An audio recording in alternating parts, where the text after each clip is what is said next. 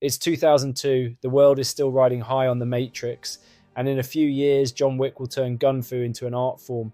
But in between these two cinematic giants, there was Equilibrium, a film that for some reason nobody ever talks about, despite the fact that it delivered some of the most stylish, philosophical, and downright bonkers action sequences of the era. Starring a pre-Batman Christian Bale dressed in a trench coat and dual-wielding pistols like an absolute legend, Equilibrium took the concept of cool and cranked it up to 11. So what's it about? Well, imagine 1984 had a baby with The Matrix and then raised it on a steady diet of John Woo movies. In the bleak future of Libria, emotions have been outlawed. Why? Because feelings lead to war, destruction, and people getting a bit too worked up about things. So, to keep everyone calm, the government forces them to take a daily dose of prosium, a drug that wipes out all those messy human emotions.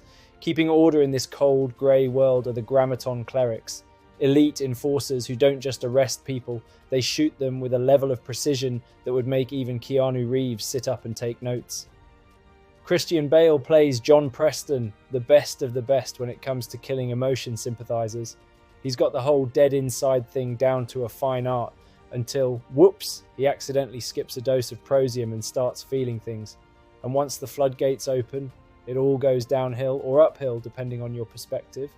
He starts appreciating music, realizes he's been a bit of a monster, and embarks on a full-blown rebellion against the very system he once fought to uphold. You know, classic sci-fi hero arc. Now, let's talk about the action, because Equilibrium isn't just about moody dystopian musings. This film introduced gun kata, a martial art that makes standard Hollywood shootouts look like playground scuffles. It's not about mindlessly firing bullets. Oh no, it's all about mathematically predicting enemy movements, dodging incoming fire before it's even been shot, and generally looking like an untouchable badass while doing it. There's a scene where Bale takes out an entire squad of heavily armed soldiers in complete darkness, with nothing but the flashing of gunfire illuminating the chaos.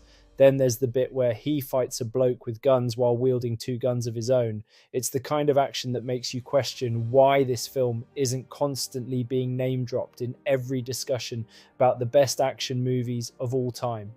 Visually, Equilibrium is a treat. Unlike the green-tinted cyberpunk of The Matrix or the neon-drenched crime world of John Wick, this film goes for an oppressive, brutalist look. Massive grey towers, uniformed crowds, and soulless corridors that feel like they were designed by someone who actively hates joy. The clerics themselves are an extension of this bleak world, their black coats and robotic efficiency making them more like extensions of the system than actual people. But as Preston starts to rebel, the film subtly shifts. Colour starts creeping in, emotions seep back into the frame, and the world that once seemed so structured begins to unravel. It's a clever bit of visual storytelling that makes Equilibrium far more than just a brainless shoot 'em up. Now, people will always compare Equilibrium to The Matrix and John Wick, and fair enough, it shares DNA with both.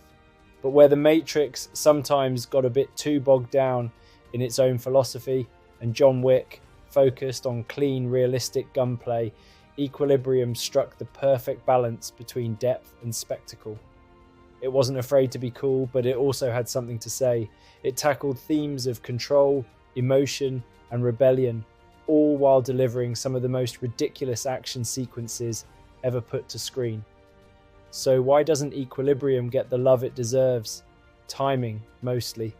It was released in The Matrix's shadow, and with a limited marketing push it just never caught fire in the way it should have. But for those who have seen it, it remains a cult classic, a film that dared to do something different, delivered on every front, and gave us a Christian Bale performance that deserves far more recognition. If you haven't seen Equilibrium, do yourself a favour, find it, watch it, and prepare to wonder why nobody ever talks about the film that did Gun Fu better than anyone else.